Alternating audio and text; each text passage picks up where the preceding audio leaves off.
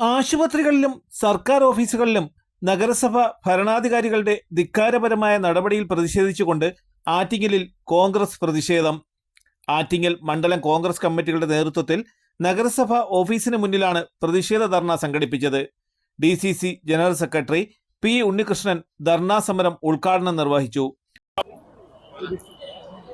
നഗരസഭാ ചെയർമാനും നഗരത്തിലെ ഒരു കൗൺസിലറും കൂടി വലിയകുന്ന് ആശുപത്രിയിൽ അരങ്ങേറിയ ആ നാടകം വളരെ അപഹാസ്യമാണ് എന്ന അഭിപ്രായമാണ് ഞങ്ങൾക്കുള്ളത്.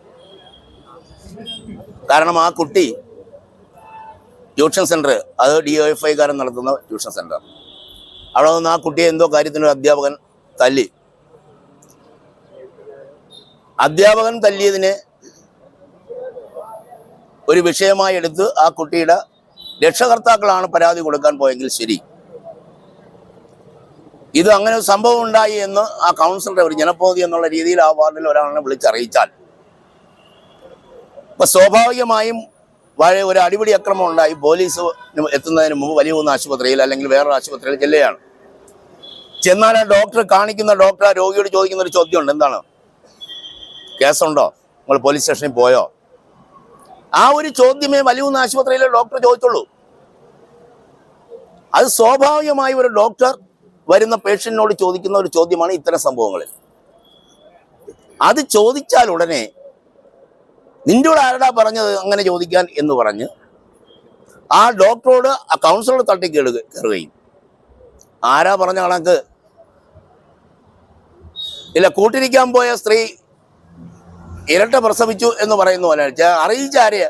ആറ്റിങ്ങൽ ചെയർമാനോടെ ചെല്ലുന്നു. എന്തെങ്കിലും പ്രശ്നമുണ്ടായാൽ അത് മാന്യമായി പരിഹരിക്കാനുള്ള ധാർമ്മികമായ ബാധ്യത, ഞങ്ങൾ പറയുന്നതാണ്, ധാർമ്മികമായ ബാധ്യത ഉള്ളത് ആർക്കാ? നഗരസഭാ ചെയർമാനാണ്. ചെയർമാൻ അവിടെ ചെന്ന ഉടനെ എന്താ പറയുന്നത്? ചെയർമാൻ ചെന്ന ഉടനെ പറഞ്ഞത് നിന്റെ മുണ്ട് അഴിച്ചെടുക്കുമെന്നാണ്. അത് പുതിയ പണിയാണ് ചെയർമാൻ്റെ. അത് ആലോചിച്ച് നോക്ക്. ഒരു നഗരസഭാ ചെയർമാൻ ചോദിച്ചു, നിന്നെ മുണ്ടില്ലാതെ റോഡേ നടത്തും.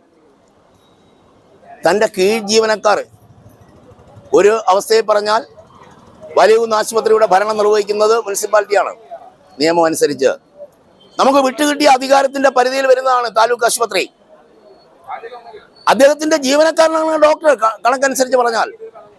ആ ജീവനക്കാരനോട് എന്താണ് വിഷയമെന്ന് തിരക്കാതെ നമ്മൾ സാമൂഹ്യ മാധ്യമങ്ങളിൽ നിശബ്ദനായി നിൽക്കുകയാണ് ഡോക്ടർ. ഞാൻ ചോദിച്ചതല്ലേ ഉള്ളൂ. അയാളെ മുണ്ടഴിച്ചെടുക്കും. നീ വെളിയിറങ്ങിയാൽ നിന്റെ കാലും കൈയും തല്ലി ഒടിക്കും. യഥാർത്ഥ ആറ്റിങ്ങൽ പോലീസിനോട് എനിക്ക് പറയാനുള്ളത്, ആ ഡോക്ടറുടെ മൊഴി കൃത്യമായി രേഖപ്പെടുത്തി ആ മൊഴിയുടെ അടിസ്ഥാനത്തിൽ കേസെടുക്കുവാൻ പോലീസ് തയ്യാറാകണം. അത് പറയുന്നത് മുൻകാലങ്ങളിൽ ഉണ്ടായ അനുഭവങ്ങളുടെ അടിസ്ഥാനത്തിലാണ്.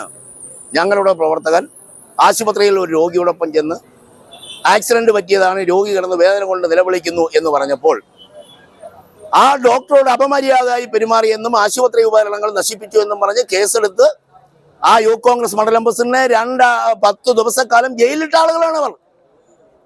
ആ നിയമം ആറ്റിങ്ങൽ മുനിസിപ്പൽ ചെയർമാനും ആറ്റിങ്ങൽ നഗരസഭയിലെ കൗൺസിലർക്കും ബാധകമാക്കിയാൽ എന്തായിരിക്കും സ്ഥിതി? അപ്പൊ ഞങ്ങൾക്ക് പറയാനുള്ളത്, ചെയർമാൻ ഇപ്പോൾ പ്രതിപക്ഷത്താണ് എന്നുള്ള രീതിയിൽ നഗരസഭാ പരിധിക്കകത്ത് വരുന്ന സർക്കാർ ഓഫീസുകളിൽ കയറി, ആശുപത്രികളിൽ കയറി നിയമം കയ്യിലെടുക്കാൻ CPMകാരും ആറ്റിങ്ങൽ നഗരസഭാ ചെയർമാനും ശ്രമിച്ചാൽ അതുണ്ടാക്കുന്ന ഭവിഷ്യത്ത് വളരെ വലുതായിരിക്കും. അത് ഈ നാട്ടിന് ആപത്തായിരിക്കും എന്നാണ് ഞങ്ങൾക്ക് ആമുഖമായി പറയാം.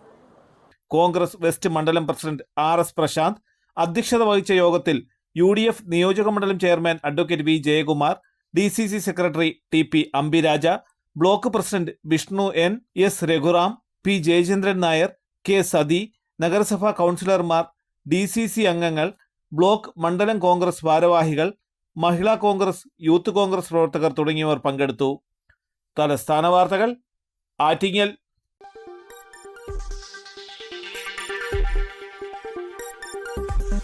ഈ വാർത്തകൾ നിങ്ങൾക്കായി അവതരിപ്പിച്ചത്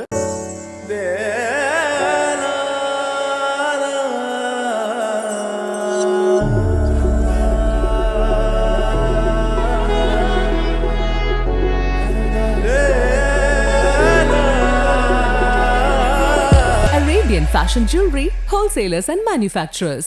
ആറ്റിങ്ങൽ, പോത്തങ്കോട്, ആലങ്കോട്, തൃശൂർ, ദുബായ്. അതിരുകളില്ലാത്ത ആത്മബന്ധം. നിങ്ങളുടെ സ്വപ്ന ഭവനങ്ങൾക്ക് ചാരുത പകരാൻ അന്താരാഷ്ട്ര നിലവാരത്തിലുള്ള LED ലൈറ്റുകളുടെയും ബ്രാൻഡഡ് ഇലക്ട്രിക്കൽ, പ്ലംബിംഗ്, സാനിറ്ററി ഫിറ്റിംഗ്സുകളുടെയും വമ്പൻ ശ്രേണി ഒരുക്കി CS ഏജൻസീസ് ആൻഡ് ഇലക്ട്രിക്കൽസ്.